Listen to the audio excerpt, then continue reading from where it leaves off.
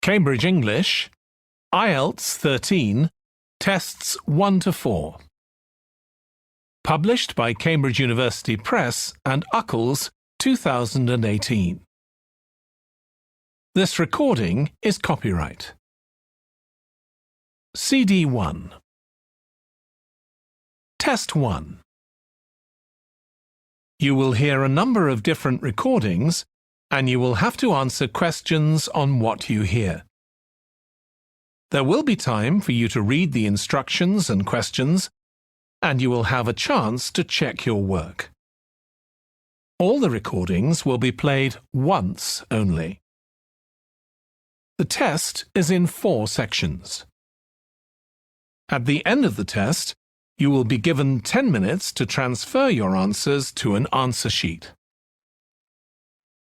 Now turn to Section 1.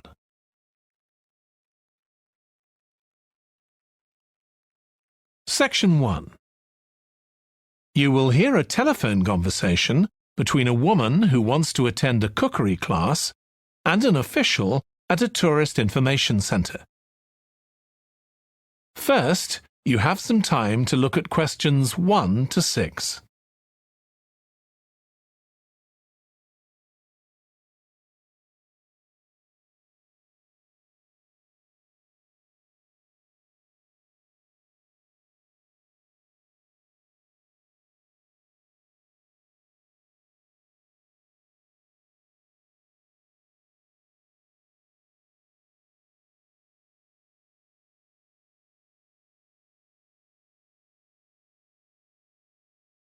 You will see that there is an example that has been done for you.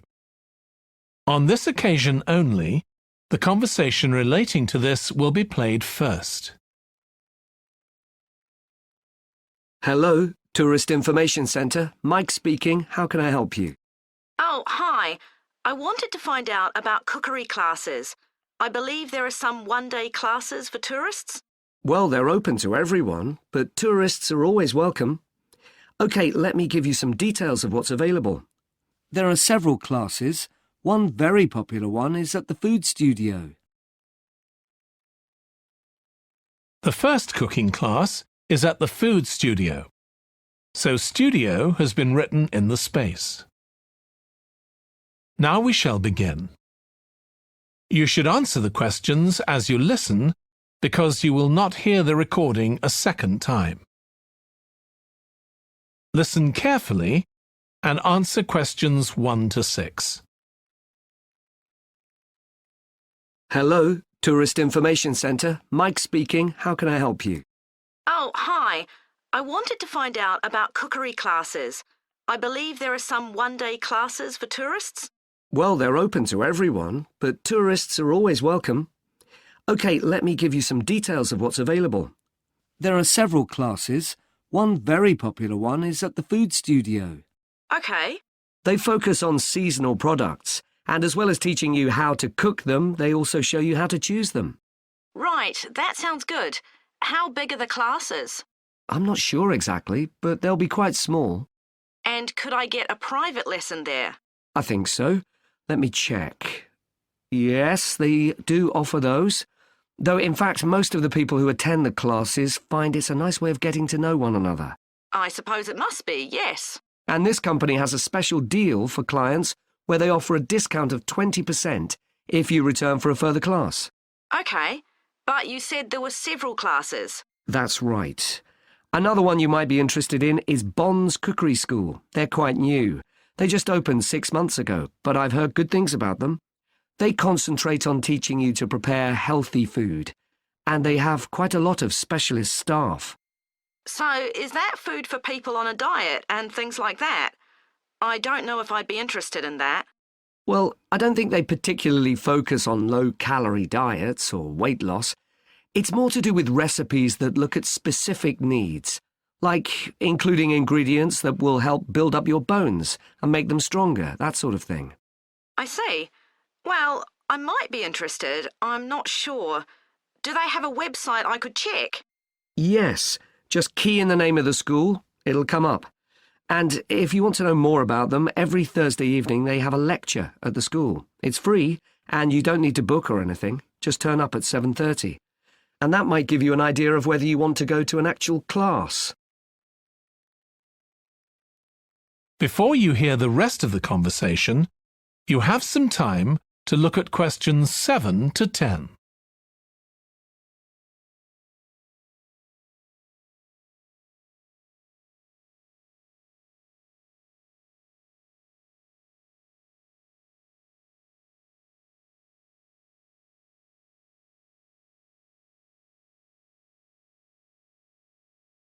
Now listen and answer questions 7 to 10.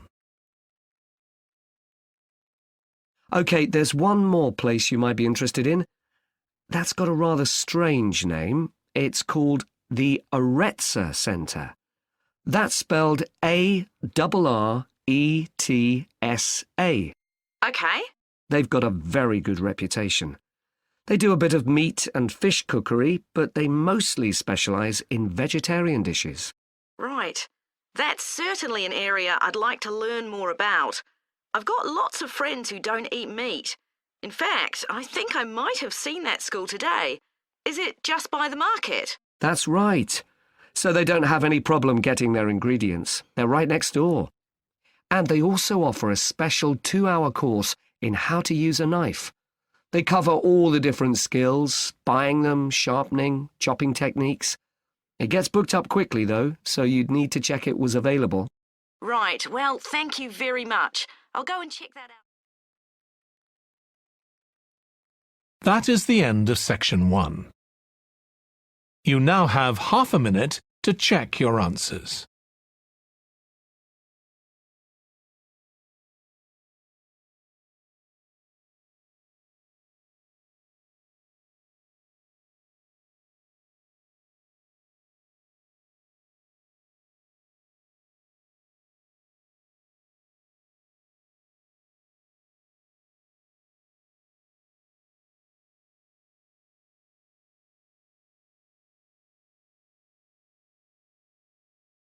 Now turn to section 2.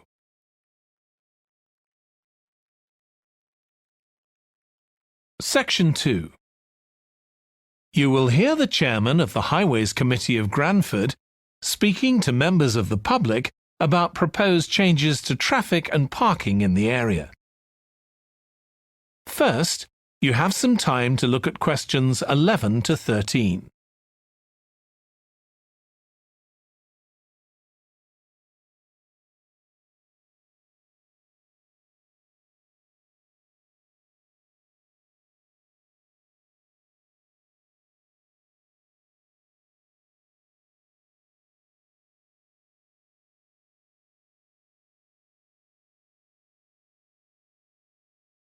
Now listen carefully and answer questions 11 to 13. Good evening, everyone. My name's Phil Sutton, and I'm chairman of the Highways Committee. We've called this meeting to inform members of the public about the new regulations for traffic and parking we're proposing for Granford. I'll start by summarising these changes before we open the meeting to questions. So, why do we need to make these changes to traffic systems in Granford? Well, we're very aware that traffic is becoming an increasing problem. It's been especially noticeable with the increase in heavy traffic while they've been building the new hospital. But it's the overall rise in the volume of traffic of all kinds that's concerning us. To date, there's not been any increase in traffic accidents, but that's not something we want to see happen, obviously. We recently carried out a survey of local residents, and their responses were interesting. People were very concerned about the lack of visibility on some roads due to cars parked along the sides of the roads. We'd expected complaints about the congestion near the school when parents are dropping off their children or picking them up. But this wasn't top of the list, and nor were noise and fumes from trucks and lorries, though they were mentioned by some people. We think these new traffic regulations would make a lot of difference, but we still have a long way to go. We've managed to keep our proposals within budget, just so they can be covered by the council. But of course it's no good introducing new regulations if we don't have a way of making sure that everyone obeys them. And that's an area we're still working on with the help of representatives from the police force. Before you hear the rest of the talk, you have some time to look at questions 14 to 20.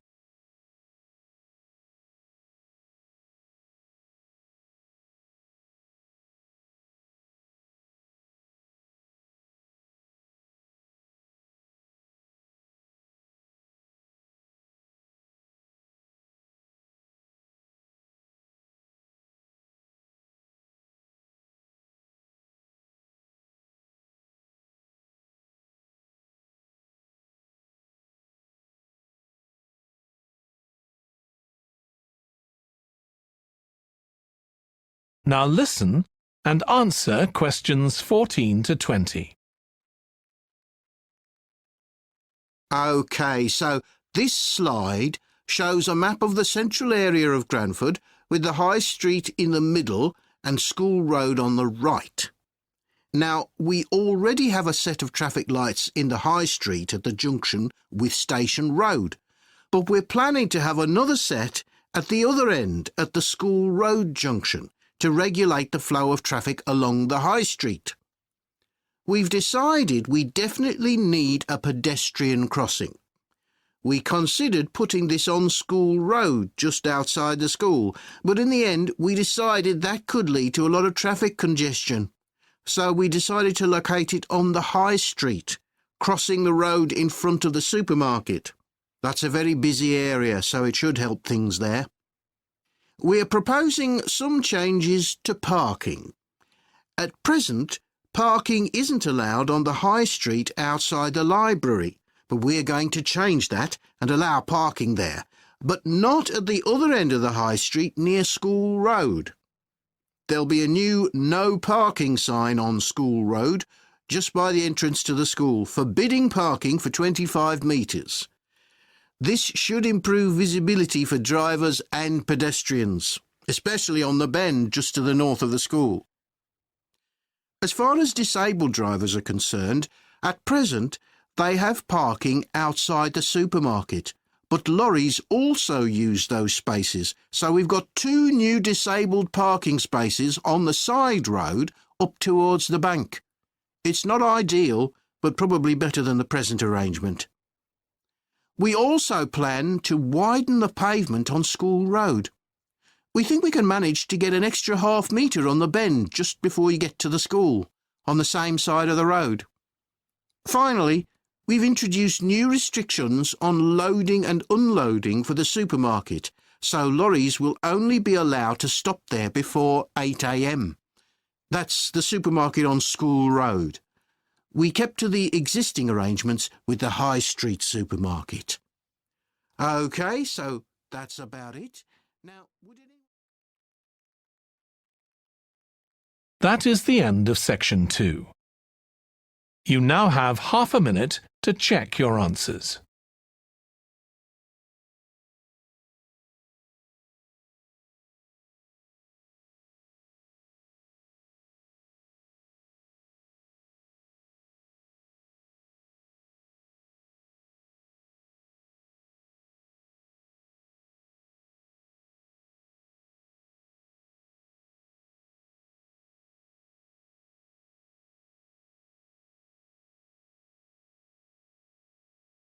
Now turn to section 3.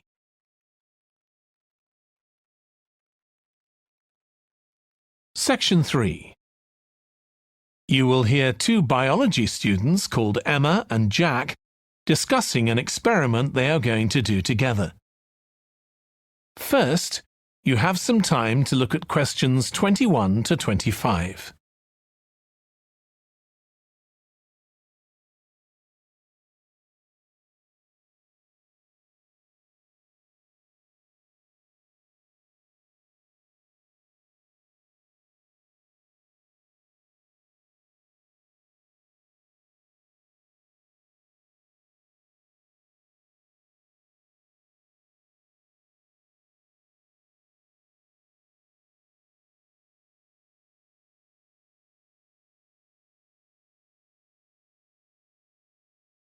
Now listen carefully and answer questions 21 to 25.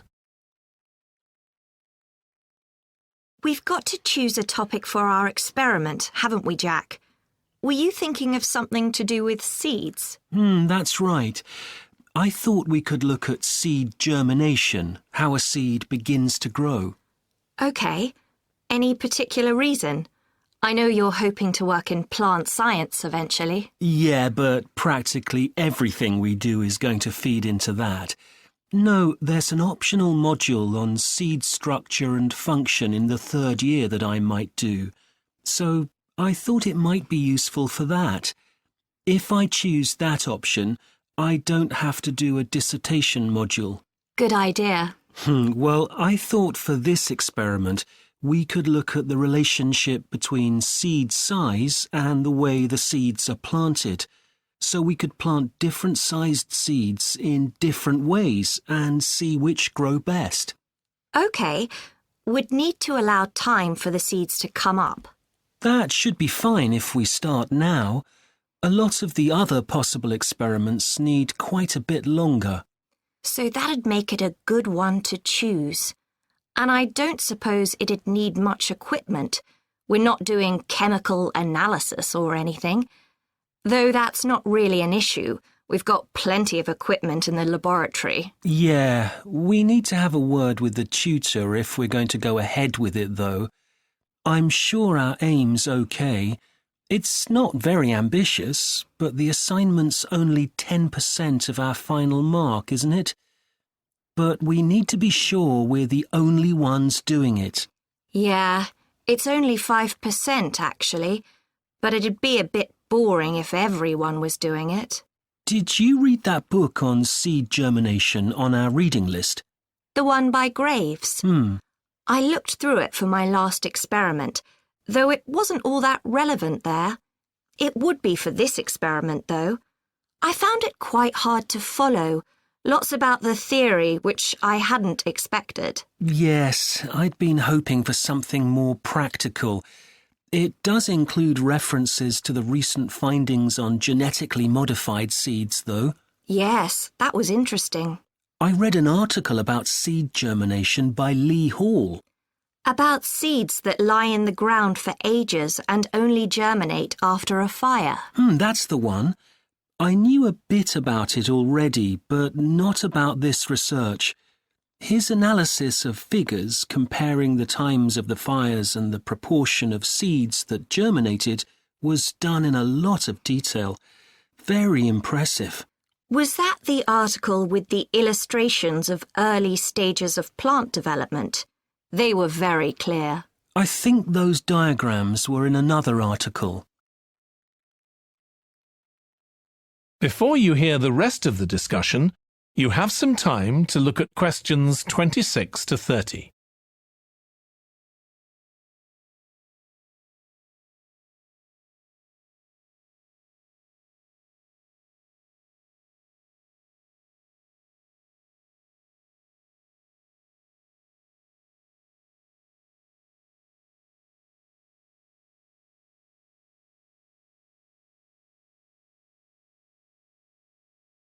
Now listen and answer questions 26 to 30.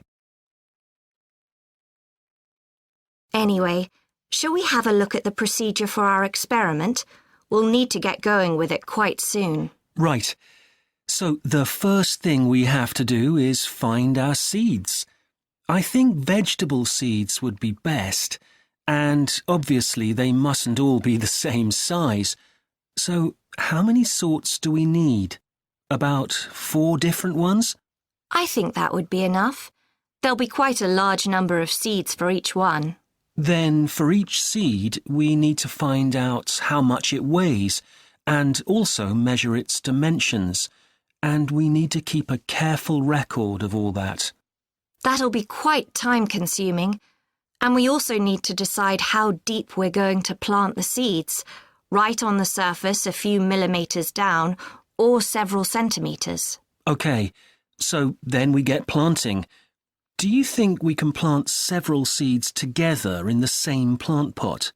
No, I think we need a different one for each seed. Right. And we'll need to label them. We can use different coloured labels. Then we wait for the seeds to germinate. I reckon that'll be about 3 weeks, depending on what the weather's like. Then we see if our plants have come up and write down how tall they've grown. Then all we have to do is look at our numbers and see if there's any relation between them. That's right. So then we get... That is the end of section 3. You now have half a minute to check your answers.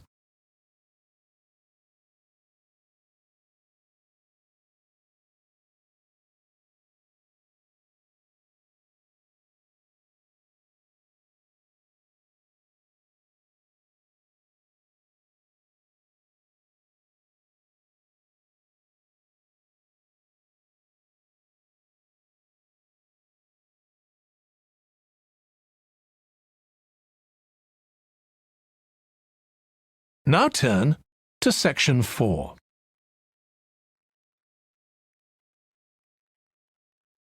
Section 4.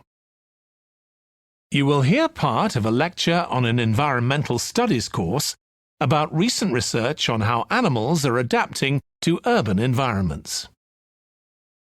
First, you have some time to look at questions 31 to 40.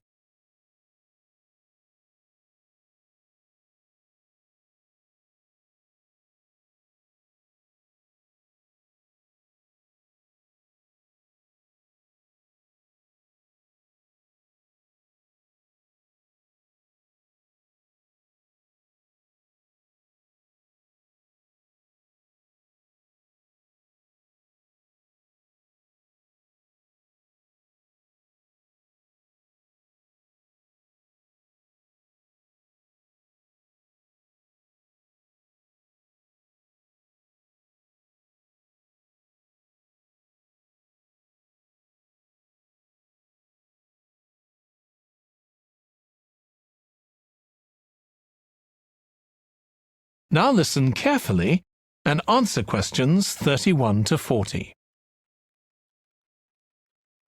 Hi. Today we're going to be looking at animals in urban environments, and I'm going to be telling you about some research on how they're affected by these environments. Now, in evolutionary terms, urban environments represent huge upheavals, the sorts of massive changes that usually happen over millions of years.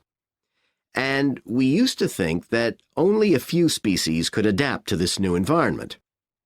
One species which is well known as being highly adaptable is the crow, and there have been various studies about how they manage to learn new skills. Another successful species is the pigeon, because they're able to perch on ledges on the walls of city buildings, just like they once perched on cliffs by the sea. But, in fact, we're now finding that these early immigrants were just the start of a more general movement of animals into cities, and of adaptation by these animals to city life. And one thing that researchers are finding especially interesting is the speed with which they're doing this. We're not talking about gradual evolution here. These animals are changing fast. Let me tell you about some of the studies that have been carried out in this area.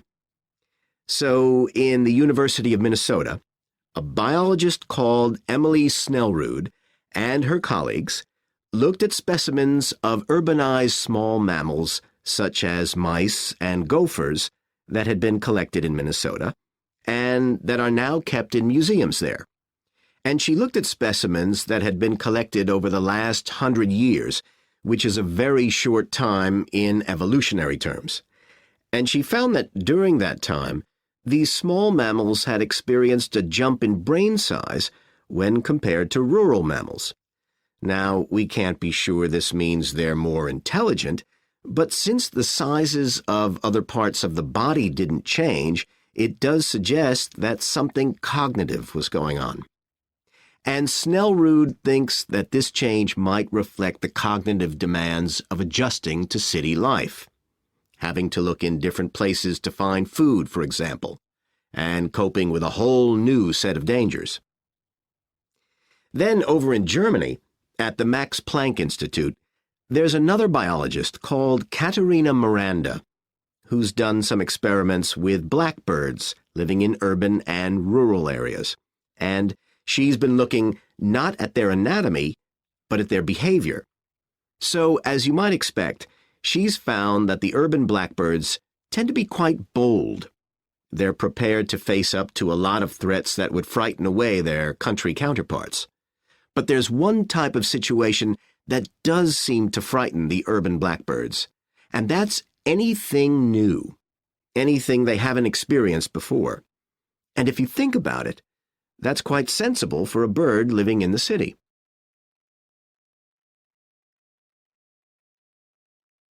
Jonathan Atwell, in Indiana University, is looking at how a range of animals respond to urban environments. He's found that when they're under stress, their endocrine systems react by reducing the amount of hormones such as corticosterone into their blood. It's a sensible-seeming adaptation. A rat that gets scared every time a subway train rolls past won't be very successful. There's just one more study I'd like to mention, which is by Sarah Parton and her team.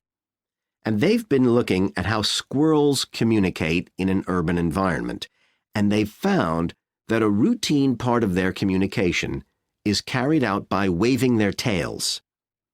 You do also see this in the country, but it's much more prevalent in cities, possibly because it's effective in a noisy environment.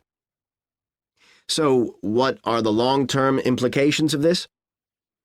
One possibility is that we may see completely new species developing in cities. But on the other hand, it's possible that not all of these adaptations will be permanent. Once the animals got accustomed to its new environment, it may no longer need the features it's developed. So now we've had a look at adaptation. That is the end of section 4. You now have half a minute to check your answers.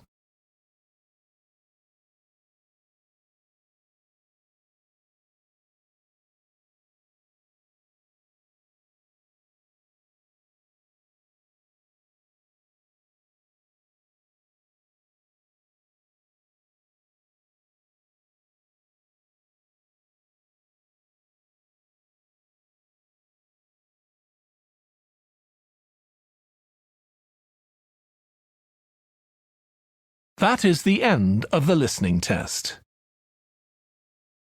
In the IELTS test, you would now have 10 minutes to transfer your answers to the answer sheet.